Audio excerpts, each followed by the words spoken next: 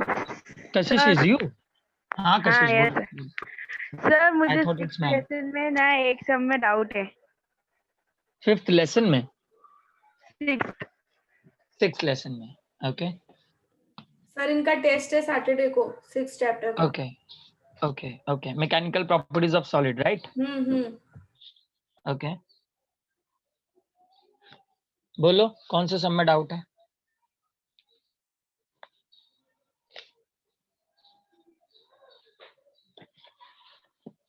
आप लोगों ने वो सम किया क्या? Page number 99, question number 5th।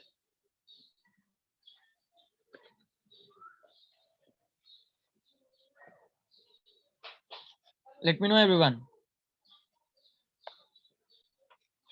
कशिश कौन से क्वेश्चन में डाउट था?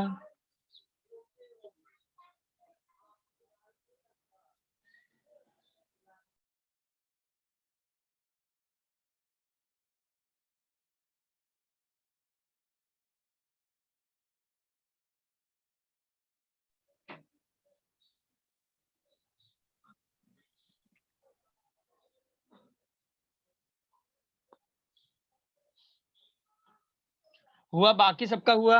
ग्रेविटेशन में मैंने एक न्यूमेरिकल दिया था, लेट मी नो वो न्यूमेरिकल किए या नहीं आप लोगों ने? आंचल, अहमद, अंजलि, अंशुमन, अर्जुन। सर हाँ कशिश बोलो। सॉरी सर, मेरा रिजल्ट सर 6th लेसन में मुझे एक सम में डाउट है। हाँ बोलो कौन से सम में डाउट है? The work done in sketch on chain wire, वो वाले सम में। सम नंबर बताओ।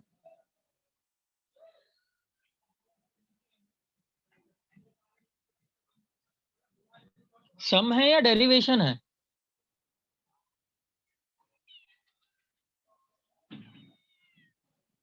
वो न्यूमेरिकल है या डेरिवेशन है? क्योंकि आपने डेरिवेशन बोला है, work done in stretching wire.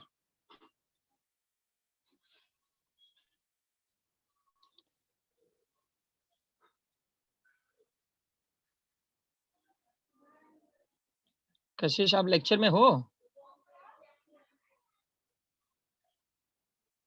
Okay शायद नेटवर्क इश्यूज है। बाकी सब आप लोग ग्रेविटेशंस के न्यूमेरिकल करना शुरू करो। पहले मुझे ये बताओ, लास्ट टाइम जो न्यूमेरिकल दिया था वो सबका कंप्लीट हुआ या नहीं हुआ? सबका? Ayush what about you? Sir नहीं आ रहे। नहीं आ रहा है? रियली? कैलकुलेशन में थोड़ा प्रॉब्लम हो रहा है। कैलकुलेशंस में प्रॉब्लम हो रहा है? ओके बाकी सब कुछ क्लियर है? Yes sir. क्या था यहाँ पे? we need to find out the gravitational force that capital F, capital G, capital M, small m upon r square. Okay, capital G 6.67 into 10 raised to minus 11, right? Yes or no? Yes sir. Yes sir. Okay, capital M क्या है? 1.99 into 10 raised to 30। 1.99 into 10 raised to 30। M2 कितना है? 6 into 6 10 raised to into 20। 6 into 10 raised to 24, right? और distance है, distance कितना है यहाँ पे? 1.5 into 10 raised to 11। 1.5 into 10 raised to minus, sorry not minus, 10 raised to 11 whole square, right? Yes Now sir. keep that 6.67 as it is। 1.99 को 2 use कर सकते हो आप, 2 6। ओके अब देखो यहाँ पे 10 raised to 11 है, 10 raised to 24 है, 10 raised to 30 है। ओके और यहाँ पे 10 raised to 11 है, उसका स्क्वायर होगा क्या होगा? 10 raised to 22। 22 ऊपर जाएगा तो क्या हो जाएगा? -22, और यहाँ पे -11 है, that will become a -33। So 54 minus 33, ये समझ में आ रहा है कैसे आ रहा है? 24 और 30 को ऐड किया तो 54 आया, माइनस 22 और माइनस 11 33 आया। कितना रिमेन रहता है? कितना रिमेन बचेगा? 21. 21 मिला सबको? Yes, sir. Yes, sir. Into 10 raise to 20 1. Into 10 raise to 21। 1.5 का स्क्वायर कितना होगा? सर ये 10⁻21 कैसे है बताओ ना। 25. एक सेकंड, ये 10 रेज टू 11 देख रहे हो आप, इसका स्क्वायर किया हम लोगों ने, क्या हो गया? 10 रेज टू 22, और न्यूमरेटर से डिनोमिनेटर से न्यूमरेटर में गया तो minus 22। Already 10 raise to minus 11 है, दिख रहा है ऊपर?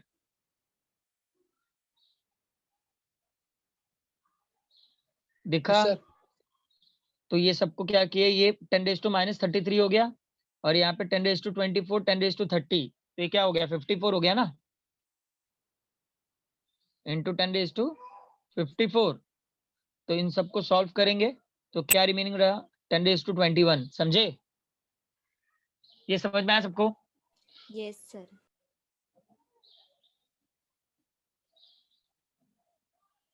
1.5 का स्क्वायर। अभी एक काम करो, 2.25. ओके, जिनको नहीं पता है वो लॉग बुक में स्क्वायर में जाके 1.5 को 0 में चेक करोगे, so you will get 2.25। Okay, अब तो इजी हो गया ना। 6.67 इंटू 12 डिवाइड बाय 2.25। अभी हो सकता है क्या? ये 10⁻21 को एज इट इज रहने दो, उसको हाथ ही नहीं लगाना है आपको। अब कर सकते हो क्या?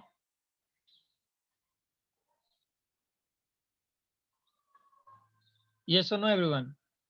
Yes, sir. Do it. Do it and let me know क्या डाउट जनरेट होते हैं।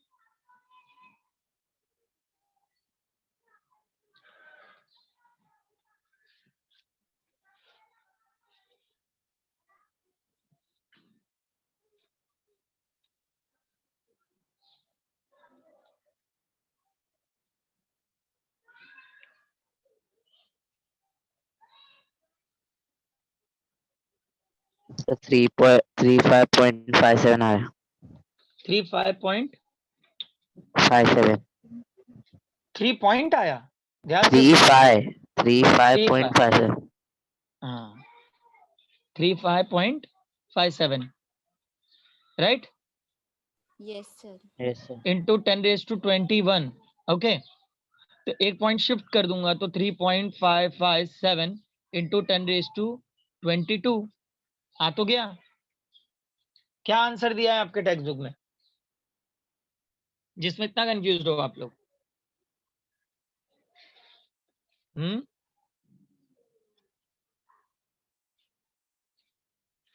कौन से टर्म में इतना कंफ्यूज हो गए आप लोग? सर वो 10 को स्क्वायर निकालने वाला। समझ में आया पावर फॉर्म को, 10 के पावर फॉर्म को हाँ। किस तरीके से हैंडल करना है? समझ में आया सबको? Yes, sir. यस और नो एवरीवन? आगे बढ़े? Yes, sir. ये लिखा सब लोगों ने? ये लिख के हुआ सबका? Yes, sir. एक सेकेंड, हाँ एक न्यूमेरिकल है, देखो यहाँ पे एक न्यूमेरिकल भेजा है कशिश ने, आप में से कोई ट्राई कर सकता है?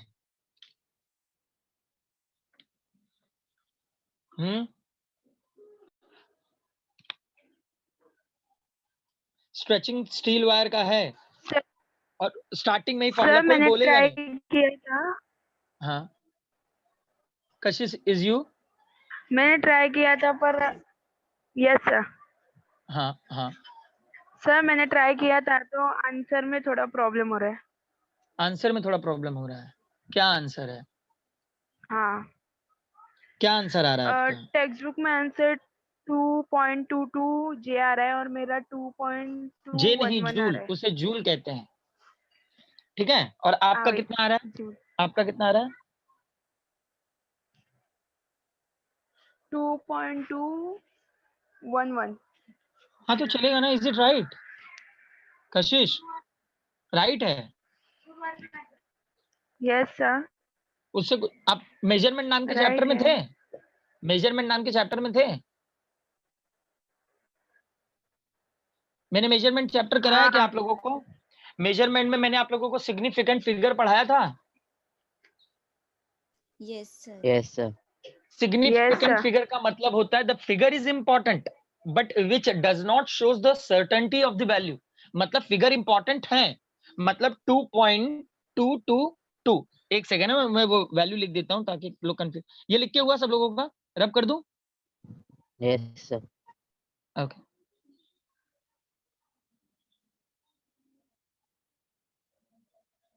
एक सेकेंड। हाँ कशिश,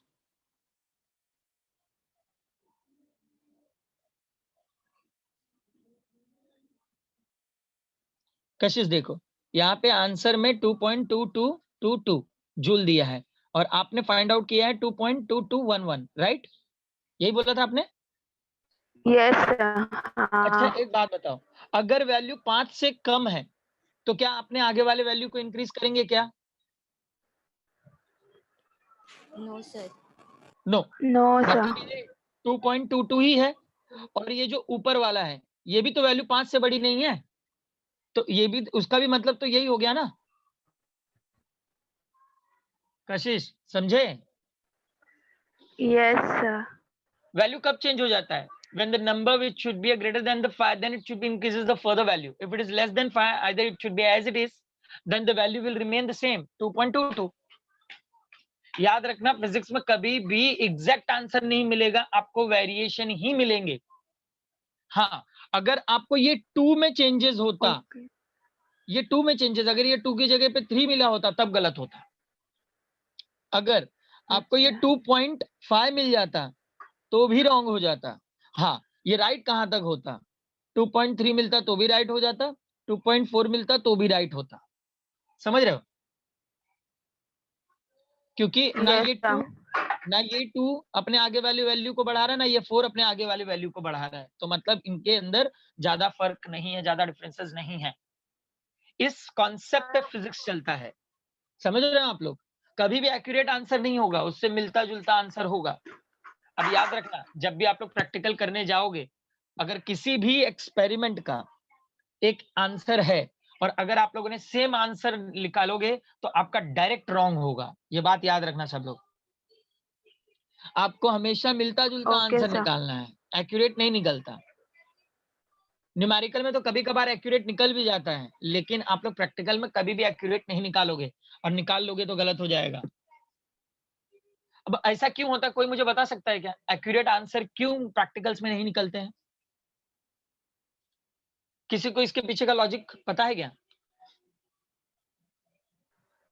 no no one of you? Sir. Listen, अब बेसिकली जो एक एक्यूरेट आंसर निकाला हुआ है वो किसी एक साइंटिस्ट ने निकाला है जिसने उसे प्रूफ किया है, राइट? अब उसने प्रूफ किया है, उसने अपना एक आंसर दिया है। अब वो आंसर उसी टाइम पे निकला था जिस टाइम पे एक्सपेरिमेंट हुआ था, तो एक्सपेरिमेंट के इंस्ट्रूमेंट डिफरेंट थे, निकालने वाला पर्सन डिफरेंट था।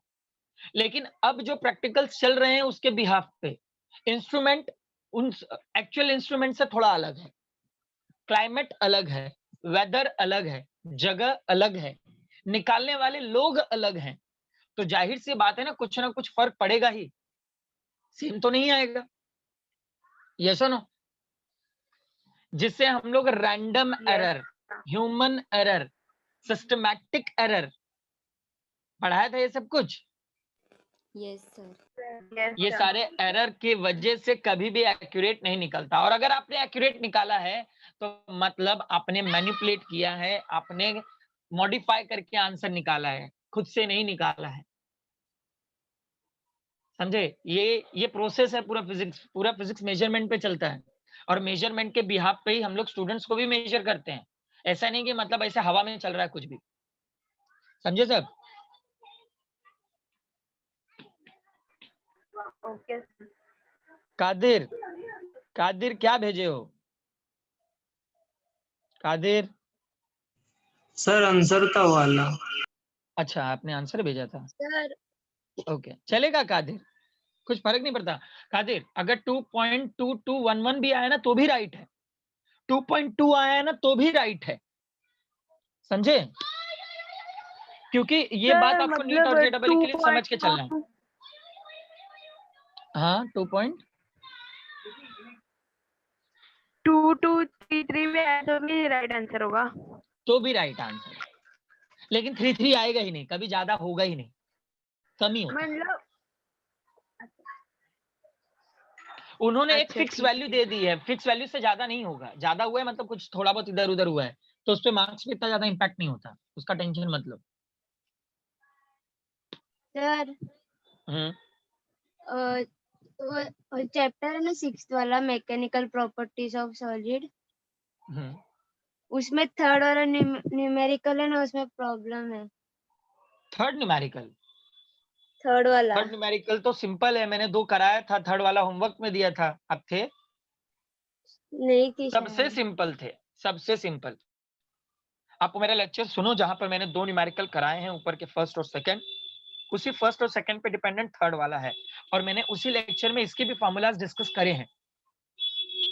एग्जाम कभी है? 9 को है ना। आज का टाइम है आपके पास, आप अगले लेक्चर में आने के पहले ये न्यूमेरिकल सॉल्व करके आओगे, वो लेक्चर ढूंढोगे, लेक्चर सुनोगे और फिर जो भी डाउट होगा मुझसे क्लियर करोगे। Yes sir. चलेगा? देखो जब यस तक सर। हम लोग ढूंढना नहीं सीखेंगे ना, तब तक समझने की वो जो कहते हैं ना अग्रेसिवनेस होती है जो, वो बढ़ेगी नहीं कभी भी। हमेशा सीखने की एक मतलब लालच होनी चाहिए, तब पढ़ना, तब लोग पढ़ते हैं। अगर पढ़ना है तो एंथुसियास्टिक क्यूरियोसिटी होना बहुत जरूरी है, और बहुत अच्छी बात है कि आप लोग क्यूरियोसिटी जनरेट हो रही है आप लोगों के अंदर, so it's good for your study life. Okay, अब इस पे डिपेंडेंट, ग्रेविटी पे डिपेंडेंट कुछ न्यूमेरिकल दे रहा हूं, ट्राई करोगे आप लोग? Yes sir. एक सेकेंड। हाँ,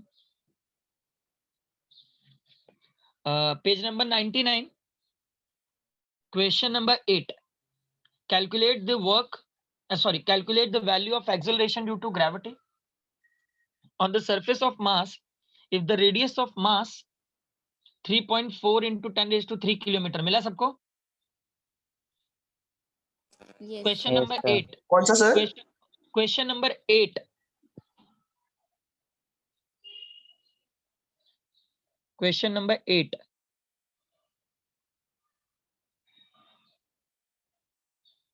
मिला सबको? क्वेश्चन नंबर 8 मिला? Yes sir. Yes solve sir. कर सकते हो? सॉल्व कर यस सर। सकते हो? डू इट, कोई बोलेगा नहीं और कोई कुछ भी नहीं बताएगा।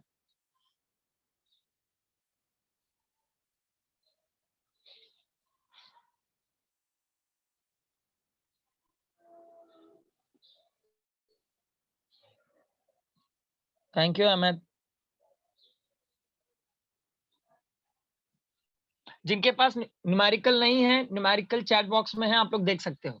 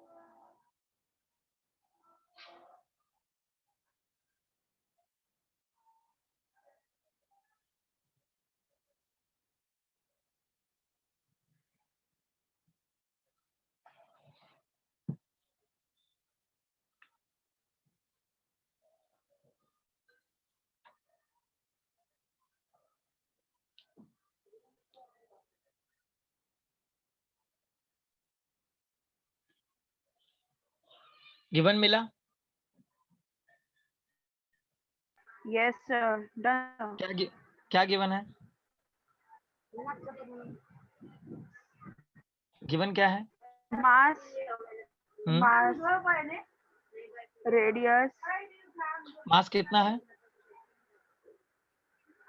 6.4 into 10 raised to 23 kg. 6.4 into 10 raised to 23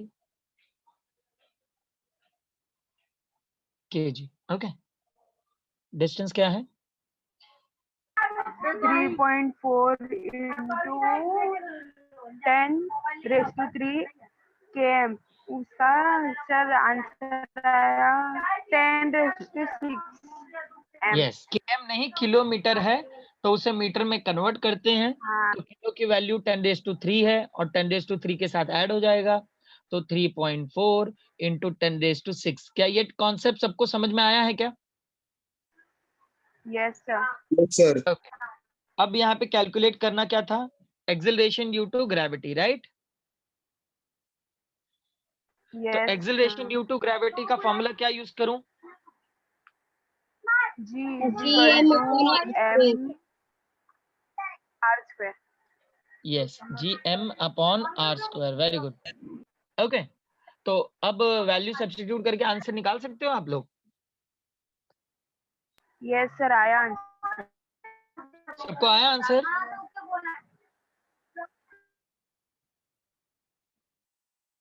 six 6.67 into 10⁻⁻11 and that mass should be a 6.4 into 10⁻23 upon r square है, so 3.4 स्क्वायर हो जाएगा, और उसका जो 10⁻6 है, मैं ऑलरेडी उसको स्क्वायर करके बाहर निकाल दिया हूँ डायरेक्ट। हाँ, sorry, it's not 6, that will become a 12, right? तो सबसे पहले क्या करना है, समझ में आ रहा है ना? ये पावर फॉर्म को सॉल्व कर लोगे, पावर फॉर्म सॉल्व कर लोगे ना आप लोग, तो आप लोगों का टेंशन थोड़ा कम हो जाएगा। So here will remain only 6.12। 12 कैसे आया? देखो 6 ये 10⁻6 का भी स्क्वायर करोगे ना, तो दो पावर आपस में मल्टीप्लाइड होते हैं। अगर दो पावर फॉर्म है तो आपस में क्या होंगे? मल्टीप्लाइड। नहीं समझे? देखो 10⁻6 है उसका पावर, तो ये दोनों क्या हो जाएंगे? मल्टीप्लाइड हो जाएंगे, तो 10⁻12। मैंने थोड़ा डायरेक्ट कर दिया है। सर पर स्क्वायर क्यों किया? यहाँ पे r² है ना? Okay sir. r² है ना वहां पे, समझे? 6.67 into 6.4 into 3.4 का स्क्वायर कितना है? स्क्वायर में जाओ, लॉग बुक में स्क्वायर में जाओ। How much? 11.56. 11.56। ओके, अब पावर फॉर्म जरा हम लोग देख लेते हैं। -11 है, ये 10⁻12 ऊपर जाएगा तो -12 होगा। इट विल बिकम अ -23 और +23, तो पता चल रहा है क्या करना है? ये सब कैंसल हो जाएंगे। ये सुनो, ये सब क्या होने वाले हैं? एक भी पावर फॉर्म नहीं बचेगा।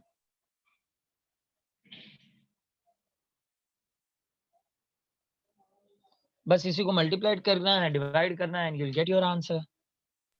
लेट मी नो ऐसे किया या नहीं? सर बोलो। सर ये 6.67 into 10⁻11 कैसे आया? ये वैल्यू है ना ग्रेविटेशनल कांस्टेंट की, 10⁻11 न्यूटन मीटर स्क्वायर पर केजी स्क्वायर। क्या हो गया आप तुम लोग को? क्या हो गया है? आज बहुत पढ़ाई किया क्या एग्जाम के टेंशन में? हाँ, आयुष, अंजलि, अर्जुन, चंदन, कशिश, आंचल, क्या चल रहा है Yes, भाई? sir. पढ़ना है, स्ट्रेस नहीं लेना है, डोंट वरी। ये कांस्टेंट वैल्यूज हैं जो आप लोगों को याद रखनी है, ठीक है? ये अक्सर न्यूमेरिकल में नहीं गिवन होता है। सर हम्म, मैंने ना 3.4 को है ना डबल बाय लिखा। चलेगा ना, बराबर है, चलता है। 3.4 मल्टीप्लाइड बाय 3.4, वो भी तो स्क्वायर का ही एक फॉर्मेट है ना, तो उससे कुछ फर्क नहीं पड़ता। देखो चैट बॉक्स में किसी ने आंसर डाला है 3.692, 3.692 राइट है, आंसर राइट है। हाँ बोलो बोलो क्या हुआ? सर मेरा 3 आया लास्ट में। चलता चलेगा है, ना? अरे दौड़ेगा। सिग्निफिकेंट फिगर याद रखो तुम लोग, टेंशन मत लो। वो धीरे धीरे प्रैक्टिस करोगे ना तो धीरे धीरे आप लोगों को कैसे रिजल्ट निकलते हैं, कैसे आंसर आता है एक्चुअली पता चल जाएगा, फॉर्मेट पता चल जाएगा।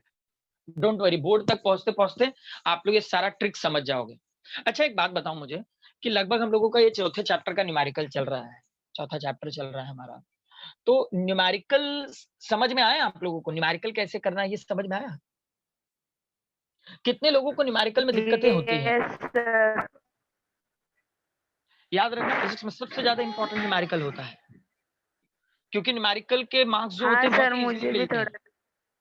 कशिश आ जाएगा, डोंट वरी। हाँ अभी क्या है ना, स्टार्टअप है, कई सारे स्टूडेंट यहाँ पे यही लेक्चर से स्टार्ट किए हैं या फिर ये चैप्टर से स्टार्ट किए हैं, तो गाइस टेंशन नहीं लेना, न्यूमेरिकल बहुत इजी है। थोड़ा सा ध्यान दोगे न्यूमेरिकल समझ में आएगा। जैसे कि अहमद है, अर्जुन है, और कौन कौन था जो न्यू है? तनिष है, तनिष्क है। अच्छा आप लोग न्यूमेरिकल कर रहे हो? तनिष्क, अहमद, हाँ सर। समझ में आ रहा है? न्यूमेरिकल समझ में आ रहे हैं? हाँ सर, थोड़ा थोड़ा आ रहा है। आएगा। तनिष ये अपने ग्रेविटी, आप ग्रेविटी चैप्टर में थे ना? कौन सा chapter sir? Gravitation chapter. Sir मैं पूरा नहीं था, मतलब थोड़ा हाफ बीच। तनिष तब आपने लेक्चर छोड़ा है, क्योंकि ग्रेविटेशन चैप्टर तो अभी स्टार्ट किया है बच्चा। एक भी लेक्चर बंक किया है क्या? सर मैं 6 चैप्टर के टाइम पे नहीं था, वो तो मेरे आने के बाद। नहीं 6 नहीं, ग्रेविटेशन चैप्टर, ये तो नहीं सर, ग्रेविटेशन के न्यूमेरिकल है, ग्रेविटेशन के टाइम पे शायद था सर, पता नहीं, कंफर्म नहीं है, क्योंकि तब आप याद नहीं है। थे, आप तो एडमिशन ले चुके थे, क्योंकि आप थे मतलब मैकेनिकल प्रॉपर्टीज ऑफ सॉलिड में भी थे। ओके फिर शायद होगा। नहीं सर, मैं हाँ 6 चैप्टर के टाइम पे नहीं था। 6 चैप्टर शायद बहुत पहले हुआ था, तो शायद उस टाइम पे नहीं रहे होगे, लेकिन इसके पहले वाले चैप्टर्स पे थे आप। I know। हाँ वही तो, वो याद नहीं है मुझे। देखो एक एक बात सब लोग याद रखना, सर एक भी लेक्चर। मैं हाफ में था सर, मैं अच्छा तनिष बोल रहा हूँ, हाफ में था सर। अच्छा चलेगा तनिष, मेरा लेकिन सर वेक्टर का ग्रेविटेशन टाइम आया था सर, वेक्टर का टाइम। वेक्टर में ना, अभी तो ग्रेविटेशन चल रहा था, ग्रेविटेशन में तो थे आप भी। हाँ सर, तो क्या एक्चुअली वो ग्रेविटेशन ग्रेविटेशन का सर 1-2 लेक्चर न्यूमेरिकल का टाइम पे। मिस बिल्कुल मत करो। हाँ तनिष बिल्कुल मिस नहीं करना, एक भी लेक्चर मिस नहीं होना सर चाहिए, वो क्योंकि हर लेक्चर सर में वो बहुत अभी इंपॉर्टेंट घर पे पॉइंट्स हैं। चलेगा, जो भी लेक्चर मिस हो रहे हैं उनके उसका पढ़ लिया करो, अपने फ्रेंड से ले लिया करो जो भी लेक्चर्स में हुआ है, सर और यूट्यूब पे ट्राई अपलोड करो। नहीं हुआ है अभी, जो ग्रेविटेशन के लेक्चर मिक्स ये थे ना सर, अपलोड नहीं हुए शायद कुछ बाद चैप्टर्स के। के मतलब नहीं, कुछ लेक्चर्स का रिकॉर्डिंग नहीं हो पाया, इसलिए यूट्यूब पे नहीं डाले हैं। तो ट्राई करो, अपने फ्रेंड से ले लो, किसी से ले लिया करो, थोड़ा पढ़ लिया करो, अगले लेक्चर में आप लोग मुझसे डाउट पूछ सकते हो, ठीक है? अच्छा मैं अभी आप लोगों के लेक्चर्स बढ़ाऊं, चलेगा क्या? Yes sir. Yes sir. Lectures बढ़ा तो चलेगा? किसी को कोई Yes, दिक्कत यस sir. नहीं है सर। ना? हाँ सर। No sir. ओके मैं आप लोगों के लेक्चर अब बढ़ाऊंगा। हाँ लेकिन उसके पहले ये न्यूमेरिकल अभी आगे बढ़ते हैं हम। एक और न्यूमेरिकल दो, करोगे? Yes Yes, sir. sir. Page number 99, question number 10, calculate the value of universal gravitational constant from the given data. Mass of the earth 6 into 10 raised to 24 kg, radius of the earth 6400 kilometers, so you have to convert into the meter, so we'll get the value over there 6.4 into 10 raised to 6, and the acceleration due to gravity on the surface, that should be a 9.8. It means we need to calculate that gravitational constant. Okay Ahmed, Kadir, आप लोग numerical send कर दो भाई scan करके। बाकी सबको मिला? Question number 10 मिला सबको? Yes, sir. Okay.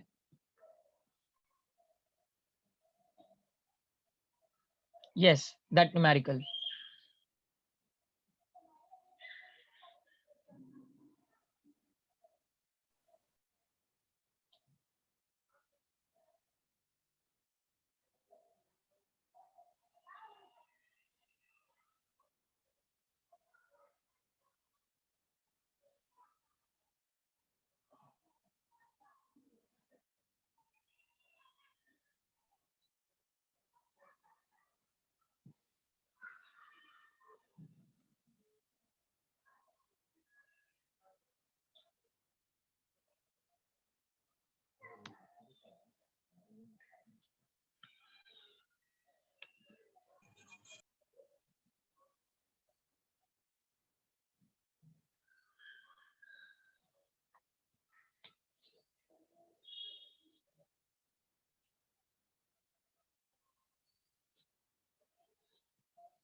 गिवन तो आई होप सबको समझ में आ गया होगा कि गिवन क्या है। मास दिया है, रेडियस दिया है, ग्रेविटी दी है। यस और know all? Yes, Yes, sir. sir. बहुत ही इजी है। जो फॉर्मूला अभी आप लोगों ने यूज किया था ना, small g is equal to G M upon R square, same यही formula. Gravitational constant Yes, find out sir. करना है, so G R square upon M, है ना। सेम उसी फॉर्मूला को मॉडिफाई कर देना है बस। अच्छा, ये फॉर्मूला कितने लोगों को क्लिक हुआ? Sir Yes, sir. Sir, चलो, अच्छी बात, अच्छी बात। जब न्यूमेरिकल के फॉर्मूलास क्लिक होना शुरू हो जाए ना, तब समझ लेना कि अच्छी तरीके से स्टडी चल रही है। और यही बात, यही चीज आपको 12th में भी कंटिन्यू करना है। आई होप सब लोग इसी वे में पढ़ोगे। अच्छा, कुछ बच्चे हैं जो नहीं बोलते हैं, आप लोग अपने डाउट पूछ सकते हो हम मुझसे, ठीक है कशिश? done, sir. Yes, sir. पढ़ती हूँ मैं। Very good, very good. पढ़ा करो भाई, मैंने कहाँ बोला नहीं पढ़ती हो। हाँ, पढ़ना है, Sir, सबको पढ़ते done. रहे। Good good, let everyone complete.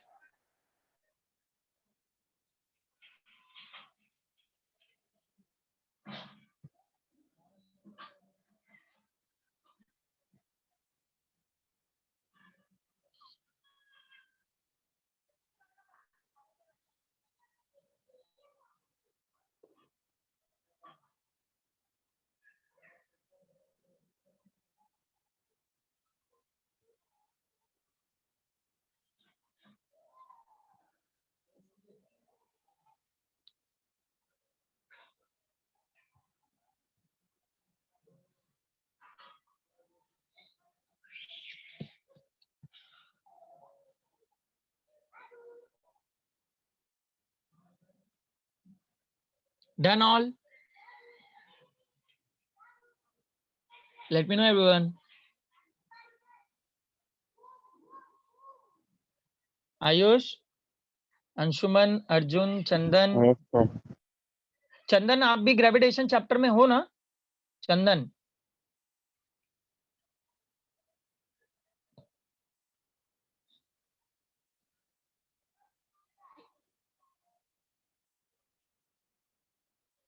Okay okay. Qadir, हुआ न्यूमेरिकल सॉल्व हुआ?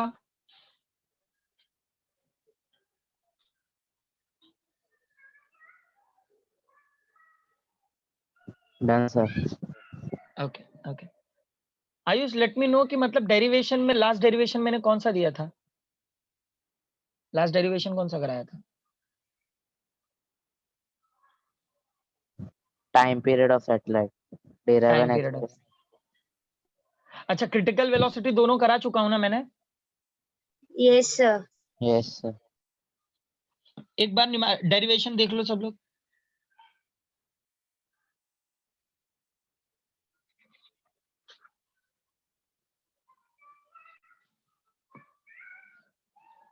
दोनों ही क्रिटिकल वेलोसिटी मैंने करा दिए हैं, अर्थ सरफेस का भी और हाइट का भी।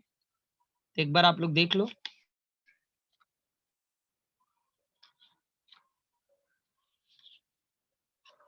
और न्यूमेरिकल में देखो क्रिटिकल वेलोसिटी से रिलेटेड कोई न्यूमेरिकल है क्या?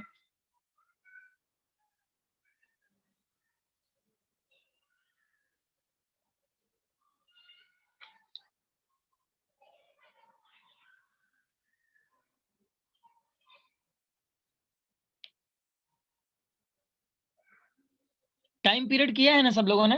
Time period of the satellite. Ayush, yes sir. Time period का फॉर्मूला बताओ जरा आप लोग। Time period 2 pi under root r upon gh। r/gh। एक और फॉर्मूला है टाइम पीरियड का।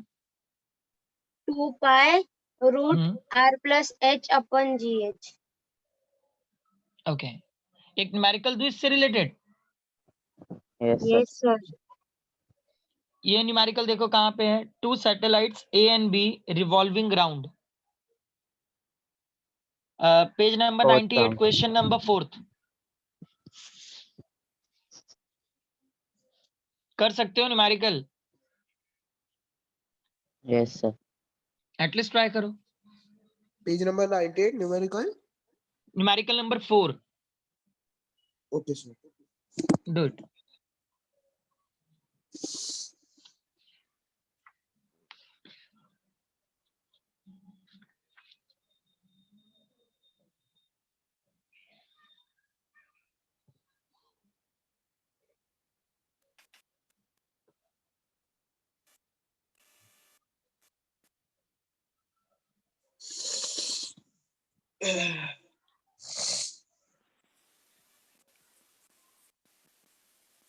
मैंने कैपलर का एक लॉ प्रूफ कर दिया था आपके टाइम पीरियड के डेरिवेशन में। यस किसी को सर। याद है कौन सा यस फॉर्मूला? कौन थर्ड सा था। फॉर्मूला? थर्ड वाला। The square of the time period which is directly proportional to the cubic of the semi major axis, right? Yes sir. Yes. Do it. वही फॉर्मूला यूज करना है आप लोगों को।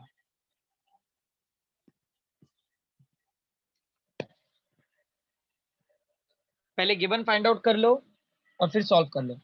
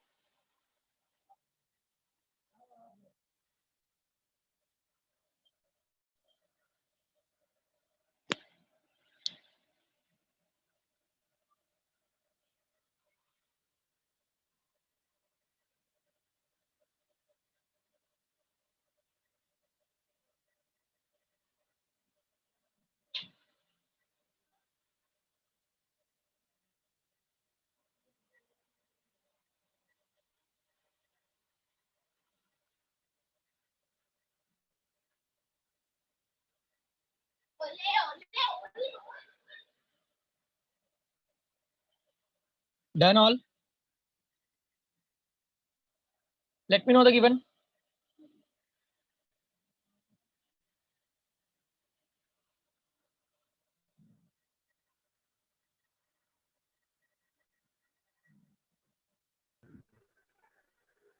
गिवन क्या है? ए सैटेलाइट बी सैटेलाइट है। ओके, तो यहाँ पे टाइम ड्यूरेशन गिवन है ए और बी का, right? So T A Yes, sir. is 1 hour, right? And TB Yes, is sir. what? 8 hour. 8 hours.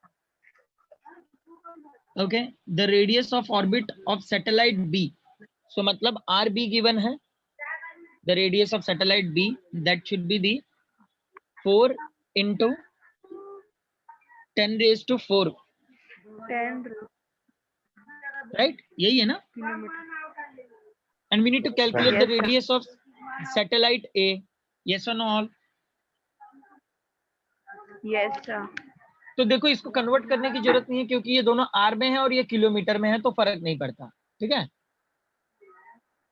अब हमें डिस्टेंस फाइंड आउट करना है, मतलब रेडियस फाइंड आउट करना है। तो same concept that T square which is directly proportional to R cube, ये वाला कॉन्सेप्ट हम लोग यूज कर लेंगे, राइट। तो अब करना क्या है, यहाँ पे हमें T A upon T B whole square is equal to R A upon R B whole cube, ये करना है। ओके, अब यहाँ पे टी ए क्या है, 1 है, और टी बी कितना था, 8 था, right, whole square and keep that R A as it is, क्योंकि हमें फाइंड आउट करना है। और आर बी कितना था, 4 इंटू 10⁴ क्यूब। समझ में आ रहा है ये concept? Yes sir. Yes, sir. Okay, अब हमें इसको सॉल्व करना है। कैसे सॉल्व करेंगे, लेट मी नो। पहले स्क्वायर निकालेंगे। पहले स्क्वायर निकालेंगे। ओके, तो ये क्या हो जाएगा, 1 अपॉन 8 का स्क्वायर 64।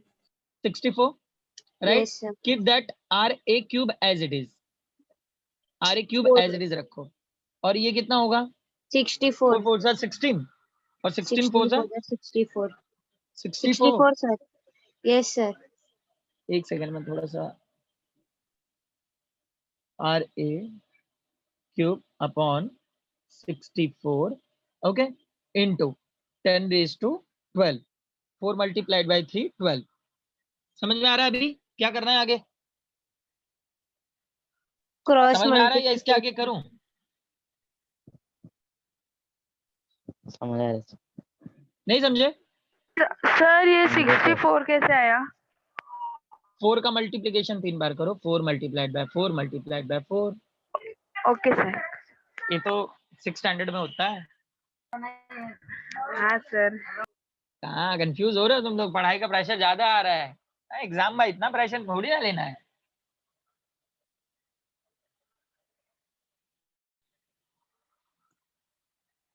डायरेक्ट कैंसिल हो जाता है, दोनों ही डिनोमिनेटर के कॉन्सेप्ट हैं, तो दोनों ही सॉरी, हाँ रफ हो गया। दोनों डिनोमिनेटर के कॉन्सेप्ट हैं तो डिनोमिनेटर के दोनों पॉइंट कैंसिल होंगे, 10⁻12 इक्वल के इस साइड जाएगा, मतलब directly R A cube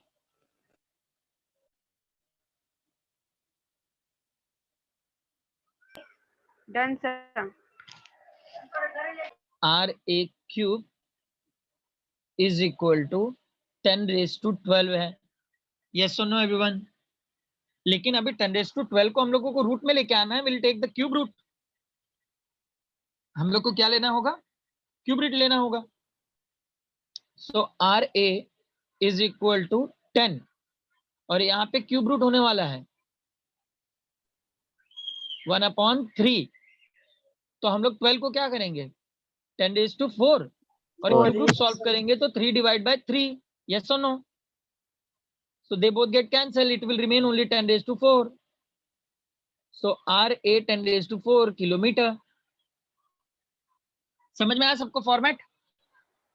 yes sir. Yes, sir. अब जिसे न्यूमेरिकल नहीं समझ में आया, लेट मी नो। हाँ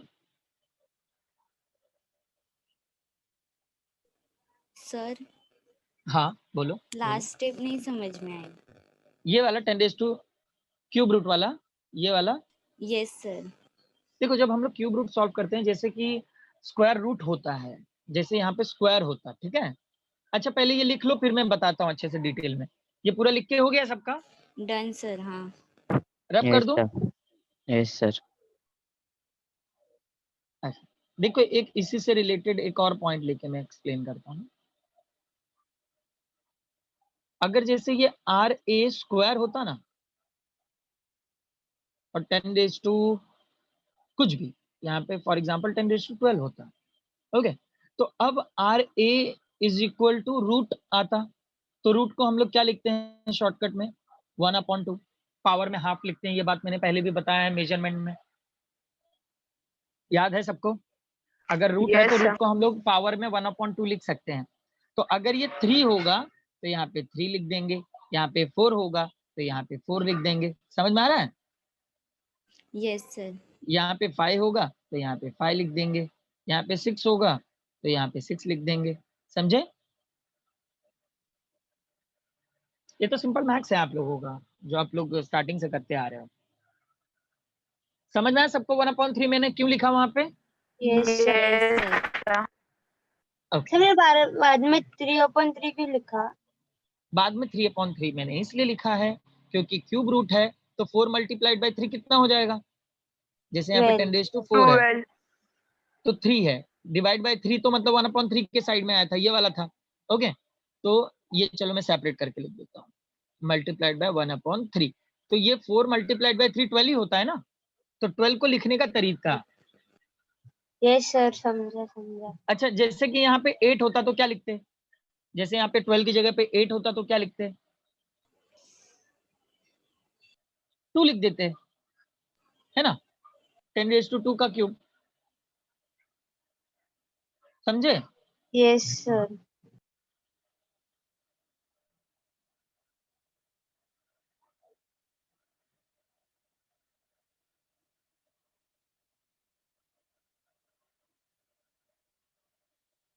ओके, आगे बढ़े। Yes, sir. कैप्लर का फर्स्ट लॉ क्या था? Kepler's law of motion में we having a interplanetary laws, so we having a first interplanetary law. First law क्या था, कोई बता सकता है स्टेटमेंट? ऑर्बिट से The related. orbit of a planet is an ellipse with the sun at one of the foci. Okay, मतलब ये concept ऐसा है that every planet which should be revolve in the elliptical orbit and our sun which is situated at the one of the foci. मतलब कि ये जो सारे planets हैं, ओके, ये सारे प्लैनेट्स एक एलिप्टिकल ऑर्बिट में रिवॉल्व हो रहे हैं, राइट? कहाँ पे रिवॉल्व हो रहे हैं? एक एलिप्टिकल ऑर्बिट में रिवॉल्व हो रहे हैं। अब ये जो एलिप्टिकल ऑर्बिट में देखो, अब ये कॉन्केव और कॉन्वेक्स जैसा है, तो कॉन्केव और कॉन्वेक्स में तो फोकसिंग पॉइंट होते हैं ना, यस और नो? यस। तो यहाँ पे 2 फोकसिंग पॉइंट है, एक यहाँ पे है और एक यहाँ पे है। We are able to free to take the any point of that foci, मतलब 2 फोकसिंग पॉइंट है यहाँ पे, तो 2 में से कोई भी एक फोकसिंग पॉइंट पे हम लोग अपने सन को इमेजिन कर सकते हैं। तो हम लोग यहाँ पे इमेजिन कर लेते हैं कि हमारा sun which is situated at the one of the foci, हमारा सन यहाँ पे सिचुएटेड है और सारे प्लैनेट कहाँ पे रिवॉल्व हो रहे हैं? एलिप्टिकल ऑर्बिट में। सुना सबने?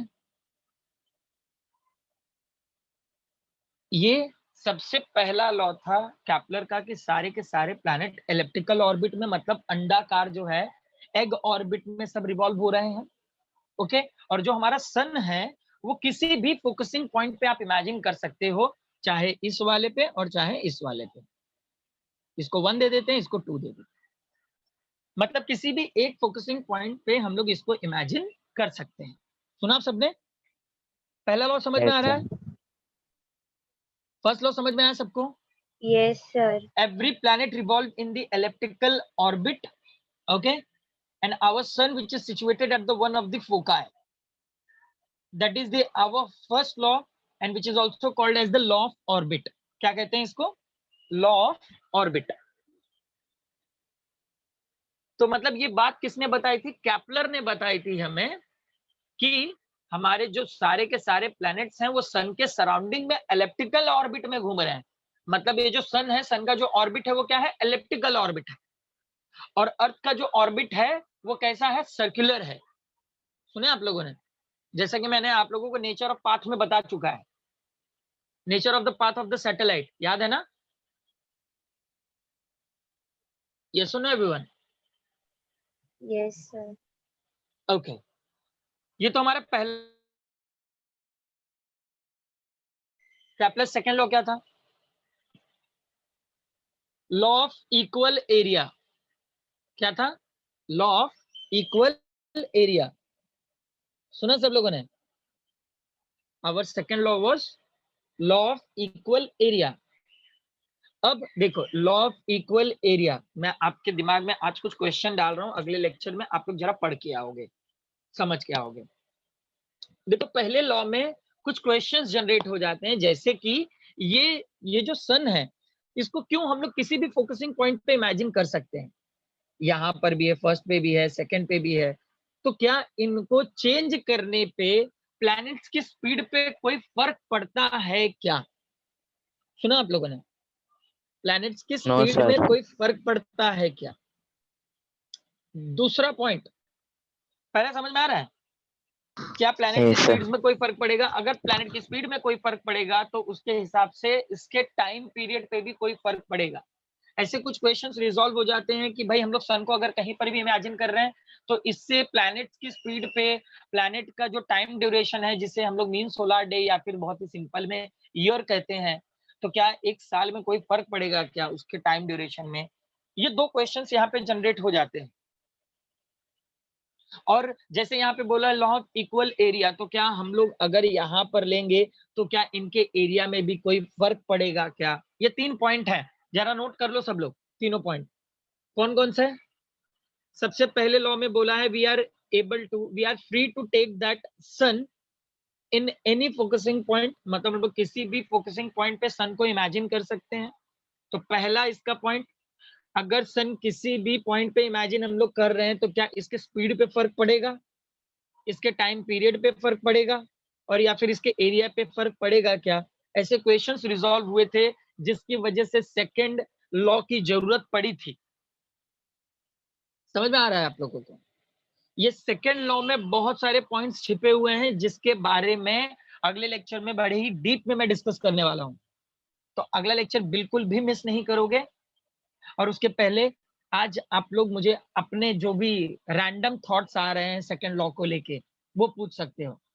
अभी आयुष आपने बोला था क्या इनके स्पीड में कोई फर्क नहीं पड़ेगा? Yes sir.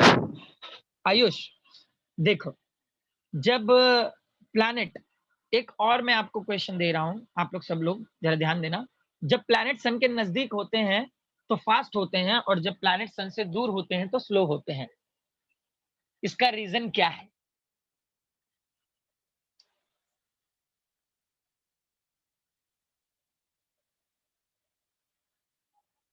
Is there any reason behind it?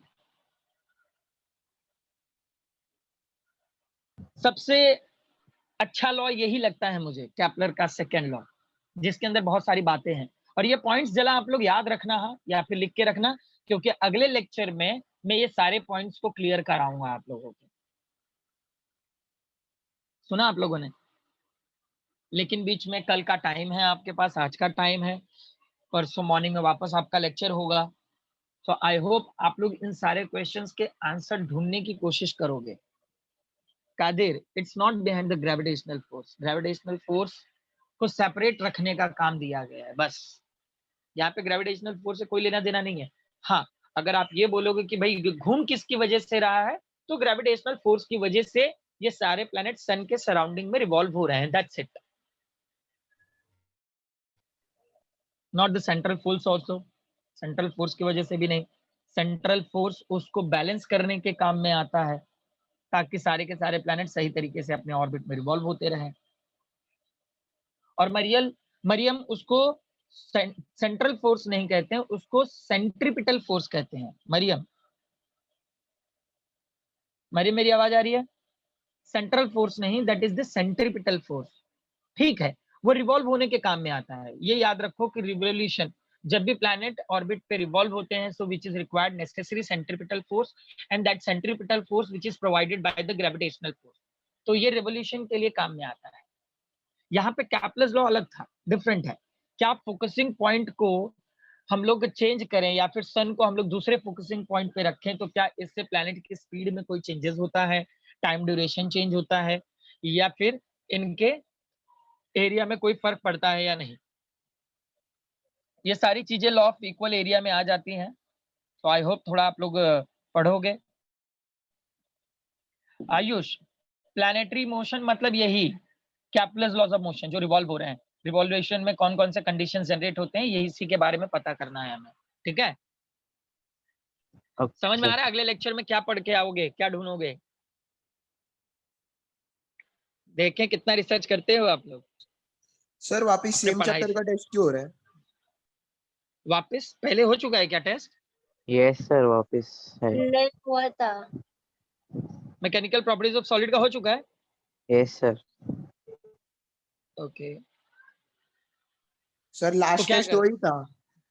Last test वही था, तो अभी क्या आप लोगों को ऑफलाइन बुलाया हुआ है क्या? Yes sir. Yes sir. Yes sir. Offline test रखा है? हाँ हाँ, तब तो बहुत इंपॉर्टेंट है, सही, तब तो अच्छा ही हो रहा है, क्योंकि ऑनलाइन लेक्चर में, ऑनलाइन एग्जाम में कई लोगों ने कॉपी करके लिखा हुआ है, तो अब टेस्ट ऑफलाइन में एग्जैक्टली पता चलेगा कि आपने सही से लिखा है कि नहीं। ये तो अच्छी बात है सर, ना? रिजल्ट कब मिलेगा फर्स्ट टेस्ट का? मिल जाएगा जल्दी।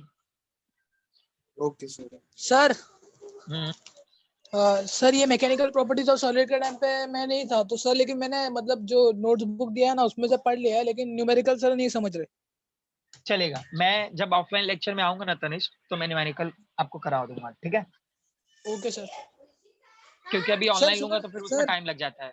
अभी टेस्ट में सर टेक्स्ट बुक के क्वेश्चंस पढ़ने हैं कि मतलब एक्स्ट्रा भी पढ़ने टेक्स्ट हैं? बुक नहीं, एक्स्ट्रा होते ही नहीं है, जितना नहीं सिलेबस सर, का है वो उतना जो ही होता है। तनिष, एक बात बताऊं आपको, एक्स्ट्रा क्या होता है पता है?